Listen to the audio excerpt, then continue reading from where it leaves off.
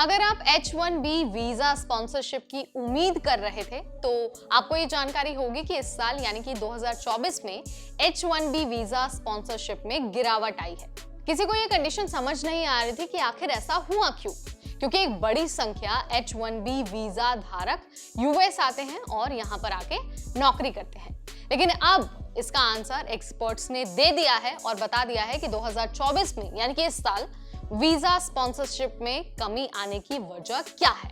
तो चलिए आपको भी वो सारे वजह यहाँ पर बता देते हैं, लेकिन सबसे पहले एक बार ये भी जान लेते हैं कि आखिर ये जो H1B वीजा है वो होता क्या है और इसे क्यों जारी किया जाता है।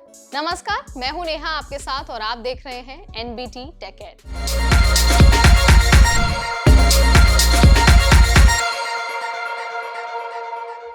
तो दोस्तों बात यह है कि जब किसी कंपनी को किसी स्पेसिफिक पोजीशन के लिए स्किल्ड वर्कर की ज़रूरत होती है और जो वो वर्कर है वो यूएस सिटीजन या फिर ग्रीन कार्ड होल्डर नहीं होता है, यानी कि परमानेंट रेजिडेंट नहीं होते हैं, तो कंपनी फॉरेन वर्कर को H1B स्पॉन्सरशिप करती है।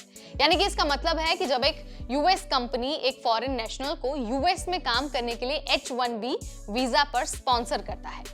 ये एक टेम्पररी वर्क वीजा होता है जो स्टेम फील्ड में स्किल्ड लोगों को दिया जाता है, यानी कि साइंस, टेक्नोलॉजी, इंजीनियरिंग और मैथमेटिक्स। अब आप ये भी जान लीजिए कि वीजा के स्पॉन्सरशिप में गिरावट आखिर आई क्यों है और एक्सपर्ट्स का क्या मानना है।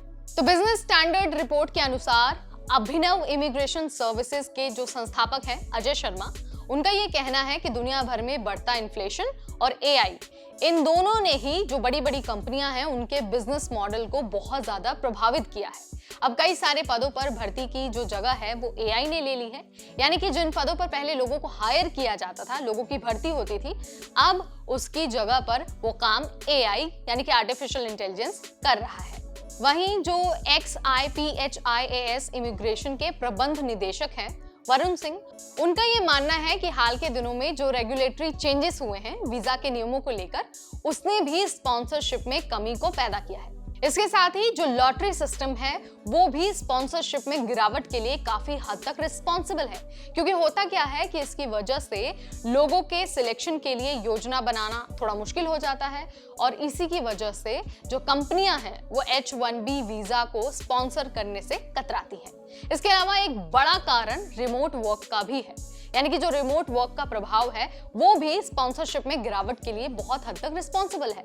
रिमोट वर्क में हाल ही में काफी बदलाव हुआ है और इसका सीधा असर पड़ा है H1B वीजा स्पॉन्सरशिप पर।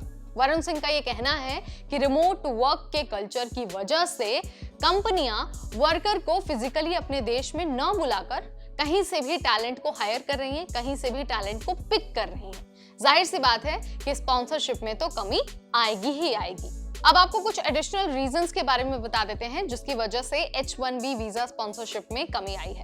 तो मैंने आपको इन्फ्लेशन के बारे में बता ही दिया है और आपको आर्टिफिशियल इंटेलिजेंस के बारे में भी बता दिया है। इसके अलावा जो अमेरिकी सिटीजन्स को नौकरी देने की प्राथमिकता है उसके नियमों की वजह से भी स्पॉन्सरशिप में कमी आई है। साथ ही जो लॉटरी सिस्टम है H1B वीजा का वो भी बहुत ज्यादा रिस्पॉन्सिबल है। इसके अलावा जो छोटी कंपनियां हैं उनको स्पॉन्सरशिप के लिए बहुत सारी फीस देनी पड़ती है, जिसकी वजह से वो अक्सर स्पॉन्सरशिप देने से कतराती हैं। ठीक है, इसके साथ ही मैंने रिमोट वर्क वाला प्रोसेस तो आपको बता ही दिया, रिमोट वर्क का कल्चर भी बता दिया है। इसके साथ ही एक और इम्पोर्टेंट कॉज है जो हम सभी को पता होना चाहिए और वो है ले ऑफ। ले ऑफ की वजह से भी H1B वीजा स्पॉन्सरशिप में खासा कमी देखने को मिल रही है। तो यहाँ पर अभी मैंने उन सारे रीजंस के बारे में आपको बता दिया है जिसकी वजह से स्पॉन्सरशिप में इस साल कमी आई है। एक्सपर्ट्स की जो पॉइंट्स है वो भी मैंने आपको बता दिया है। इसके अलावा जो एडिशनल पॉइंट्स हैं उसकी जानकारी भी मैंने आपको दे दी है। आप इसके बारे में क्या सोचते हैं, आपके मन में क्या विचार है, कमेंट के जरिए आप मुझे जरूर बताइए। ऐसी और वीडियोस हम आपके लिए लाते रहेंगे सिर्फ और सिर्फ NBT Tech Ed पर।